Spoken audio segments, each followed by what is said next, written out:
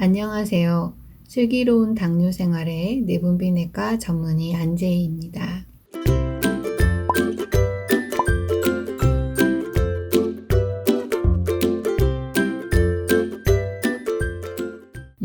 제가 왜 이런 유튜브를 찍게 되었느냐를 다시 한번 설명드리면, 오늘도 진료를 보고 가신 많은 당뇨병 가족 여러분들이 너무너무 궁금하신 게 많으세요. 그런데 정확한 정보가 아닌 것들을 듣고 그리고 굉장히 고민하시면서 저한테 질문하시거든요. 그래서 그런 부분들을 하나씩 직접 해결해 드리고 싶어서 이런 동영상을 찍게 되었습니다.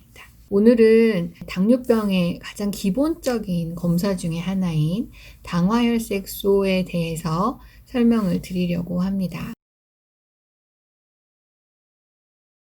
오랫동안 관리를 해오고 있는 당뇨병 환자분들이 이제 금과 옥조처럼 여기고 있는 어떤 지표가 있어요. 모처럼 병원에 오셨을 때 지휘 선생님이 좋다 이제 이런 이야기를 하면 마치 이제 100점 맞은 것 같은 의기양양함을 가지고 집에 돌아가시는 바로 그 지표, 그것이 바로 당화혈색소죠. 당화혈색소는 굉장히 잘 알고 계실 겁니다. 근데 가끔 10년 되신 분들도 모르시는 분들이 있어요. 당뇨병의 가장 기본적인 개념 중에 하나인 당화혈색소는 3개월 동안 평균 혈당의 수치, 3개월 동안 평균 혈당이 얼마나 조절이 잘 됐나 이거를 보는 평균적인 수치입니다.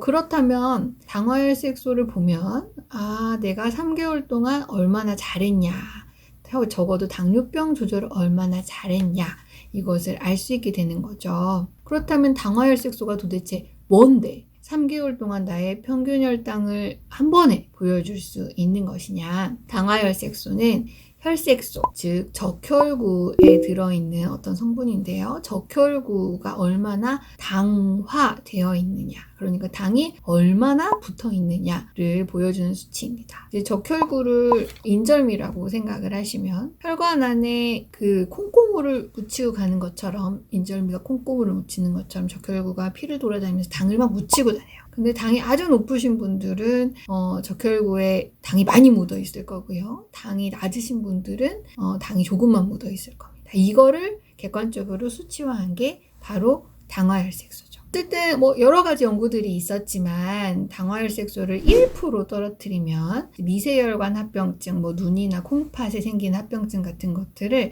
30%에서 50% 정도까지 감소시킬 수 있다고 보고되고 있어요. 그래서 당뇨병 치료의 궁극적인 목표인 합병증을 줄이는 것을 예견할 수 있는 지표이기 때문에 굉장히 중요한 지표가 됩니다. 그래서 이 수치를 보면 평균적인 혈당이 얼마인지 대충 매칭이 가능합니다. 잘 알고 계시는 것처럼 아주 젊으신 분들은 당화혈색소 목표는 6이에요. 그 다음에 이제 평균적으로는 6.5. 그 다음에 이제 연세가 아주 많으시고 이렇게 병이 아주 많으신 분, 약도 많이 먹고 식사도 막 이렇게 잘 못 드시고 이런 분들은 8. 이제 목표가 나이마다 조금씩 다릅니다. 어쨌든 기본적으로 평균적으로는 목표는 6.5예요. 그런데 이제 우리가 당화혈색소에 대해서 잘 모르는 게 있어요. 이거 하나면 다 되냐? 그렇지는 않습니다. 아까도 말씀드렸다시피 이제 평균 점수를 보여주는 거지만, 평균 점수도 중요하지만 이제 각 과목 성적도 중요하거든요. 조금 더 디테일하게 볼 필요가 있어요. A라는 당뇨병이 있는 분이 있고요. B라는 분이 있는데, 한 분은 평균적인 혈당은 괜찮지만 혈당이 막 오르락내리락 하시는 분이 있고요. 어떤 분들은 평균적인 혈당은 비슷한데 이제 완만하게 움직이는 그런 분들이 있는데, 혈당이 이렇게 막 너무 높이 올라갔다 너무 떨어졌다 이러면 이거 자체가 혈관한테 상처를 주게 됩니다. 어려운 말로 하면 이제 산화 스트레스라고 해가지고요. 항산화력 이럴 때 나오는 산화가 맞아요.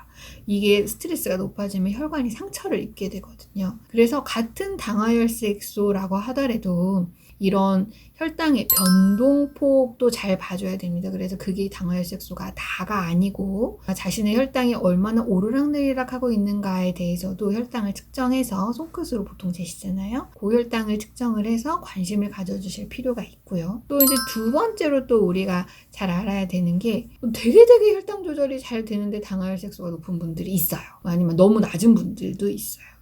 모든 검사들이 다 마찬가지지만 예외적인 경우도 분명히 존재합니다. 예를 들자면 아까 적혈구가 이렇게 막 굴러다니면서 당을 묻히고 다닌다고 그랬는데 적혈구가 적거나 적혈구가 빨리 파괴되는, 예를 들자면 갑자기 출혈을 많이 했다거나 수혈을 받았다거나 아니면 피가 깨지는 병이 있으시다거나 아예 원래 피가 좀 적은 빈혈 환자라든가 이런 분들은 당화혈색소가 남들이랑 좀 다를 수 있어요. 그래서 이런 분들은 그 절대적인 수치에 대해서 너무 스트레스를 받지 마시고 이 기본적인 혈당의 변동폭에 조금 더 관심을 가져주시면 되고, 비타민 C 그리고 비타민 E 이런 걸 과다 복용하셨을 때도 수치가 영향을 받습니다.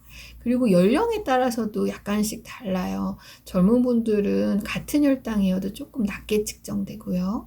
연세가 많으신 분들은 같은 혈당이어도 조금 높게 측정되는 경향이 있습니다. 그래서 당화혈색소라는 수치는 중요하다. 그런데 그것만 가지고 이제 그게 모든 것이다 라고 얘기할 수는 없습니다. 작은 것 하나, 그리고 매일매일의 변화, 그리고 나의 나이, 나의 건강 상태, 이런 것들을 모두 감안해야 이제 완벽하게 잘했다, 좋다, 잘 되고 있다, 이것을 이야기할 수 있는 거죠. 손자병법에 보면 이제 나를 알고 적으라면 백전백승 이런 이야기가 있습니다. 당화혈색소는 나의 당뇨병의 상태를 아는데 가장 고마운 지표라고 할 수 있겠어요. 그러니까 그것 때문에 이제 너무 스트레스 받거나 속상해하지 않으셨으면 좋겠고, 우리를 울게도 하고 웃게도 하는 이 당화혈색소에 대해서 이제 보셔가지고 당화혈색소가 그런데 뭔데요? 라고 이제 물어보시는 질문을 만나지 않게 되기를 바랍니다. 감사합니다. 오늘도 힘찬 하루 되세요.